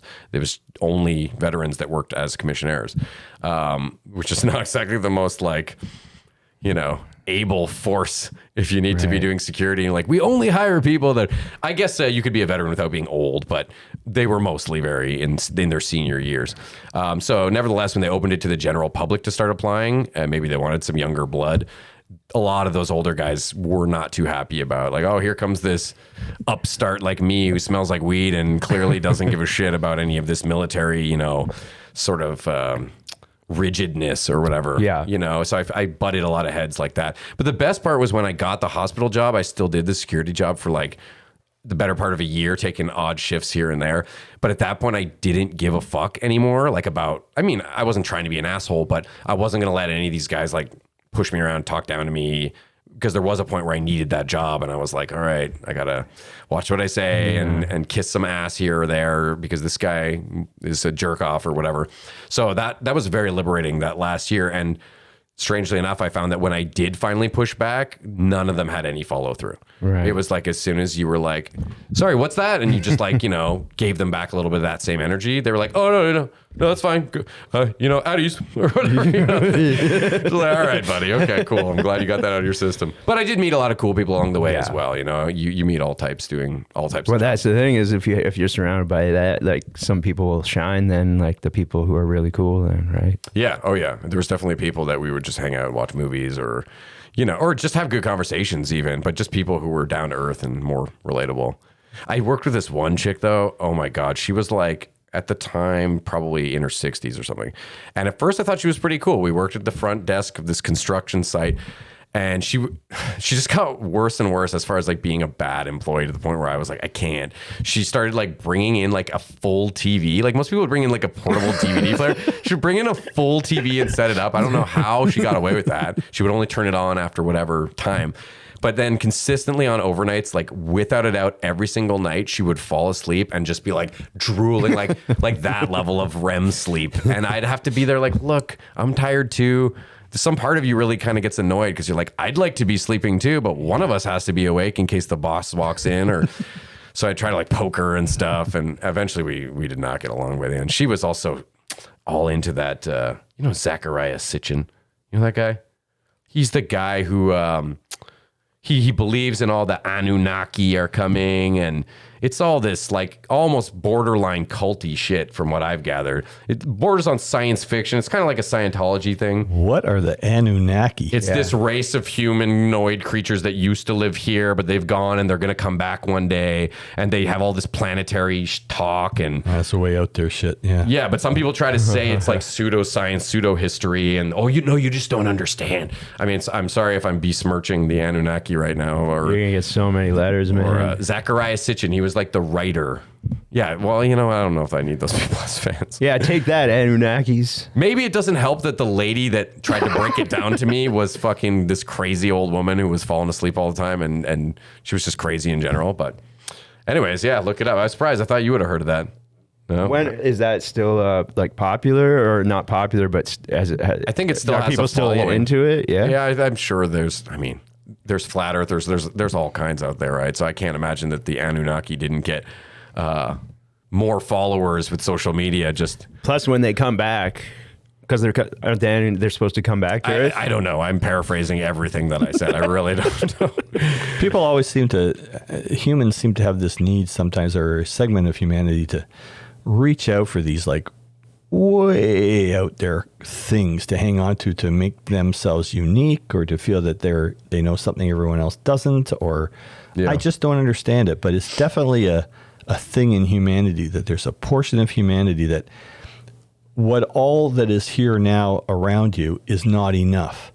You've got to come out with something wild and weird, extravagant, to make yourself feel unique, or I don't know. I want to believe like that. And that's when it was still cool, in my opinion. Right. In the 90s, when you had to really go on the internet to even get a little bit fringe, but like the X-Files, like, I don't know, it was still cool. And then when the internet really blew up and social media, I used to be like a conspiracy guy. They're fun. Yeah, like in the late 90s, early 2000s, 9/11 happened. Like, there was fun. Or JFK, sure, but now it's everything no one trusts anything ever anymore, and everybody's out to get you, and everybody's a lizard person, and it's just, you could go down so many stupid fucking rabbit holes. Yeah. And the common denominator is the people spouting this shit never have their lives together. That's show me one person who's like actually successful, has a good relationship, or relationships rather, financially sound, that's not sounding crazy and saying this shit. I don't know. Like there's people who, I'm not, obviously Joe Rogan, he says some of this shit, but he still seems like he's got his wits about him. He doesn't seem like a complete loon. He seems like he's just a curious dude who kind of indulges other people's shit a lot of the time, you know? Yeah. But there's a lot of people who I've met who espouse all of those beliefs or theories or conspiracies, and they're like broke and they don't have a lot of friends, or they're just kind of rejects of society a little bit. And I think that they find strength in those, like some kind of control in that or something. Or, oh, well, we've talked about this before because I've lost friends to this, but it's just like that feeling of, it's not me that's broken. It's the system, or it's you would see me in a different way if you knew that the government was putting stuff in our water or whatever it is, you know, like. It's the Anunnakis. It's like a out. Yeah. Those Anunnakis are. Oh man, yeah, that's what they're really up to. Yeah, yeah. I mean, kneecapping me every step of the way. It makes me sad though for people when I see them going.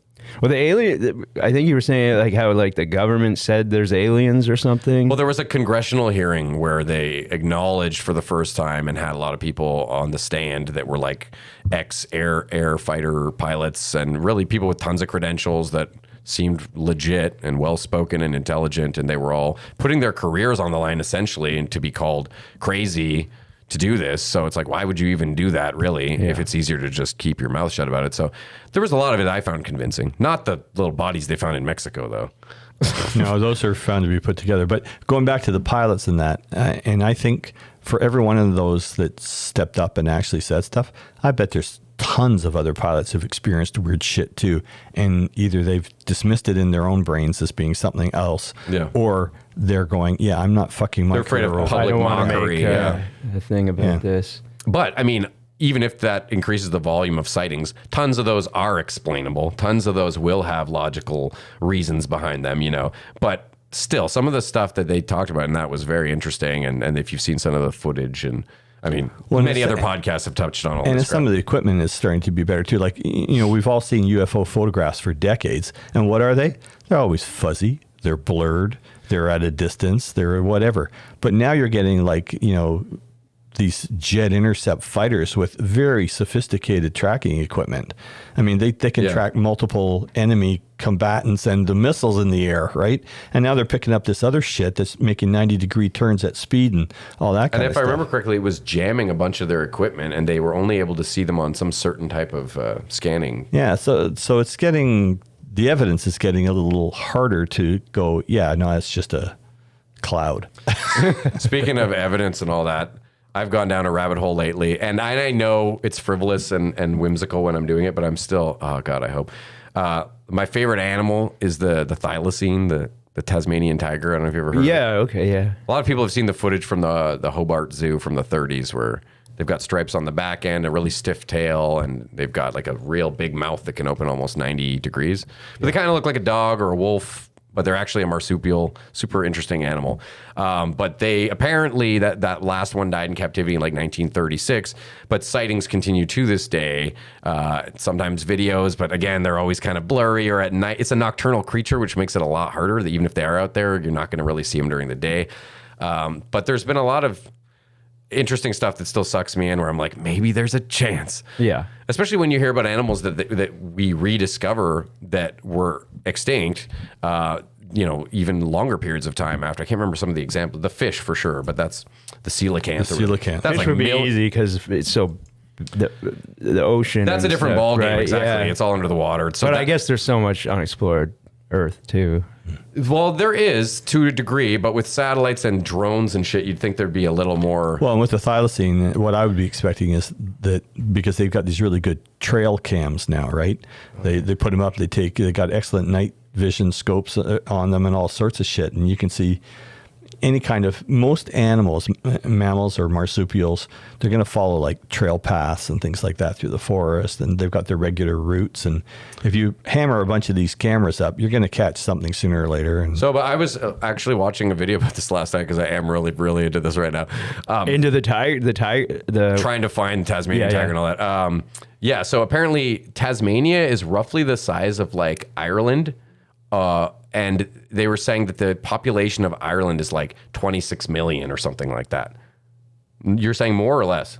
A lot less. The population of Ireland, last time I checked was like 7 to 8 million. Okay, fine. So let's call it 8 million. Okay. But the population, according to this video, now you're making me question everything. According to this video, the population of Tasmania was like 522,000. Yeah, So in the same area as Ireland, though, and a lot of this is thick brush and not really like roads going through it.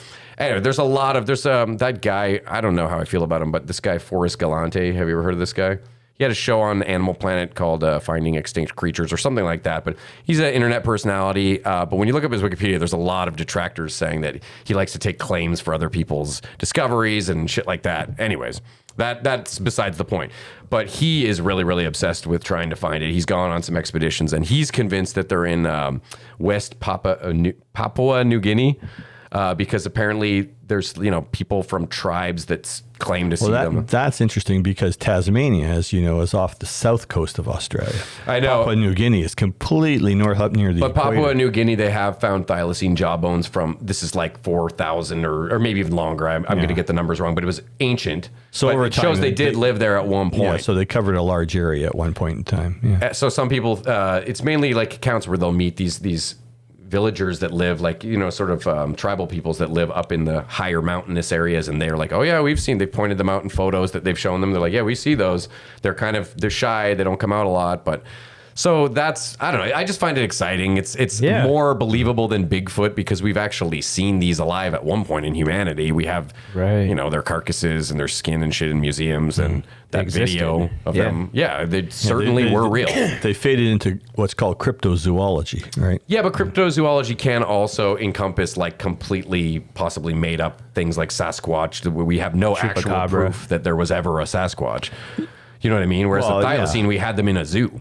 Like, they definitely existed on this planet. Yeah, but cryptozoology could be like, the Sasquatch or the chupacabra Nessie. Or something. Well, it's all about finding these things which are exceedingly rare, right? And that's true. They all fall under the umbrella. Yeah. There's apparently a lake monster near Ottawa. What? Oh yeah. You know about this? No. Do you know about Muskrat Lake?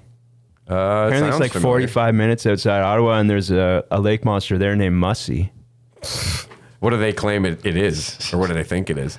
A lake monster. Well, sometimes they're like long, like a snake, and sometimes they're like the dinosaur or whatever.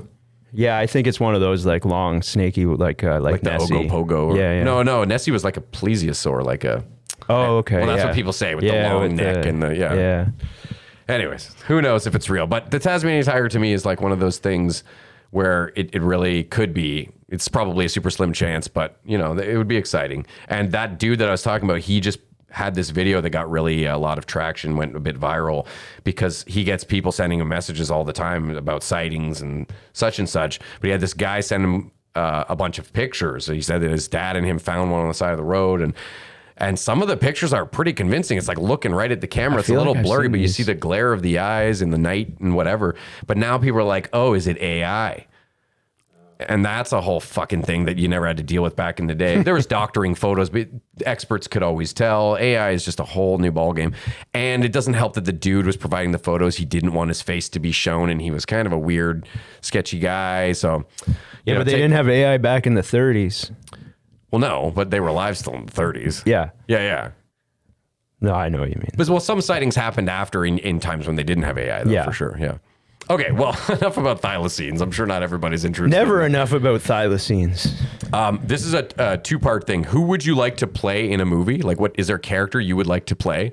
And who would you like to play you in a movie? Oh, man. Or just one or the other if you have a real strong feeling about one of those. Well, and on the second one, what the hell would a movie about you be about? It would just be one line of dialogue, and then the movie would end. I'm just looking for thylacines, just hunting them all over the world. I thought that would be a good name for a documentary on that. Have you seen the thylacine? And just interview people or whatever. Anyways.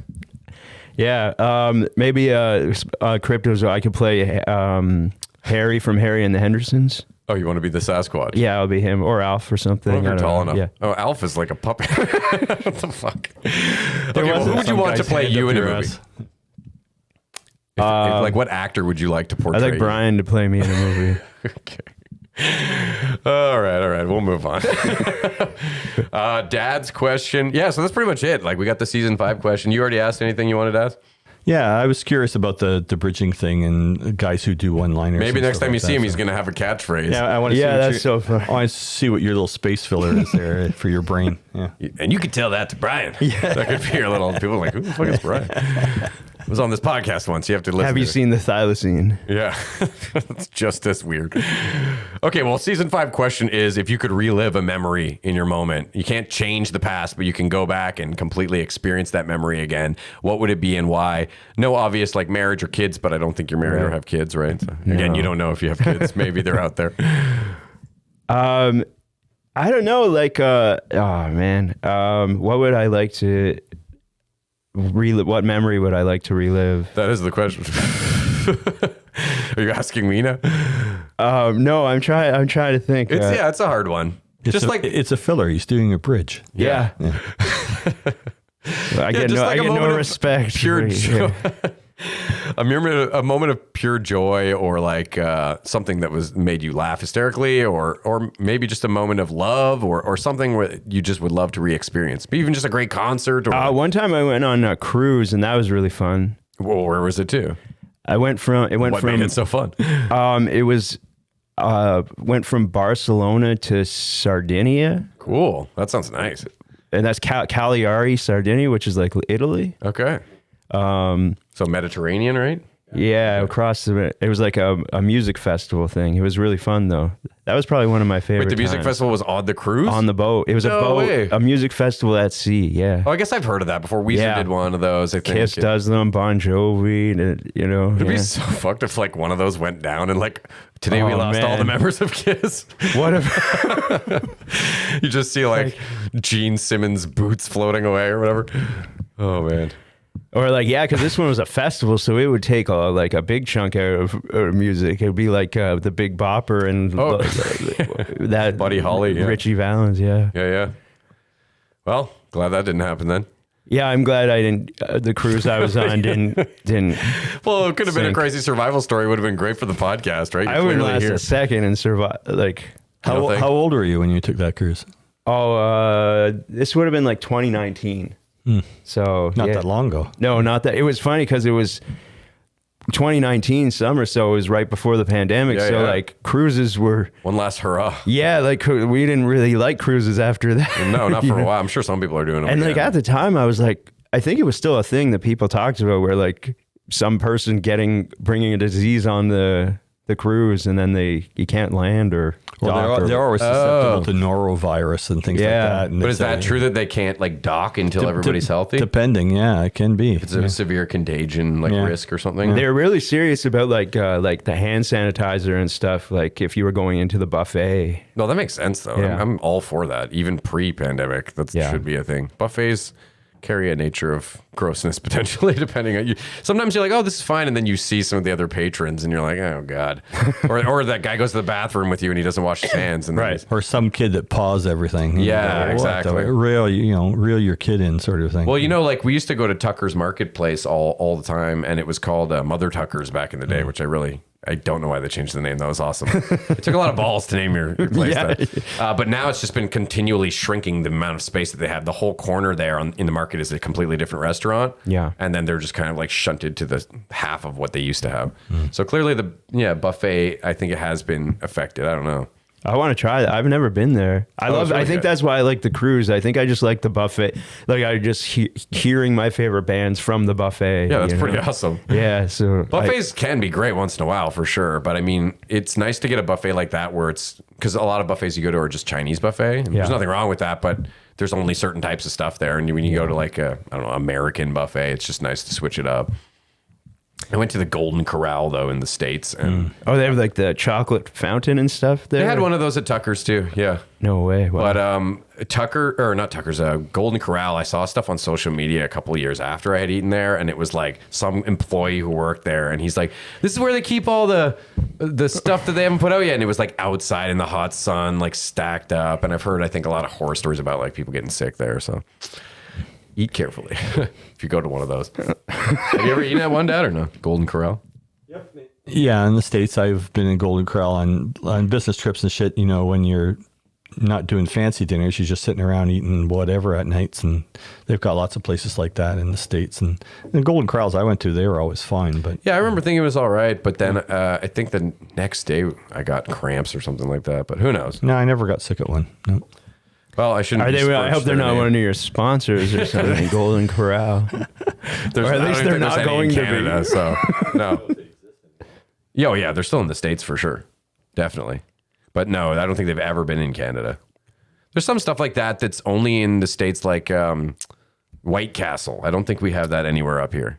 Oh yeah, I went to one of those once. Was it good? I drove by one. I took a picture in the parking lot just to say I was there, but I didn't actually buy anything. I was going from, coming home from Chicago and driving, and we stopped in like Indiana where there was one. I've never had it.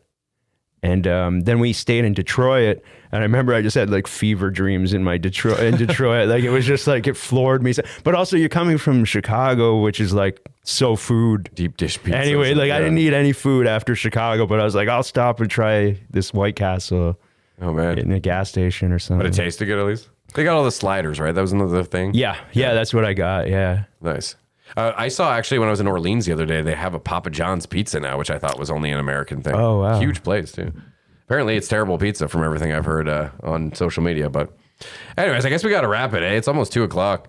Sure. Thank you so much for coming, dude. It was really great getting to hang out with you and get to know you a bit better. And yeah, man. Thanks, Brian. Sometime. I'll try to make it out to Swizzles sometime. I know I was trying to buy for a spot. I had to bail because... what gave you the kind of inspiration to kind of like what... I don't know. Maybe just because I had done a couple sets. I did No Forks Given after that tacos place. Man, shout out to that one. That's the best. Yeah. Great food, too. Yeah. I didn't even try the food, but it did look good. But yeah, I just kind of, got the itch again. That's why I'm doing a spot at Yuck Yucks later this month on the 19th, and I might sign up for the competition. Yeah, it's just how I do it. And then I'll get sick of it or I'll get stressed out, and then I'll be like, all right, I'm taking some time off. I don't know. Maybe one day that'll change. That's good. Do it at your own pace. I hope to see you out there, man. Yeah, no, I was really tempted to try like hosting and stuff too, but then I'm like, how tight is the like time schedule? Like I was worried about like what kind of expectations would come with that, and then I just none. Not when like with Swizzles or whatever. It seems pretty laid back. Yeah, all right, I should just do it. Yeah, come through. Let me know. All right. Well, we high five at the end. Boom. All right, and thanks, Dad, as always. Bye, everyone.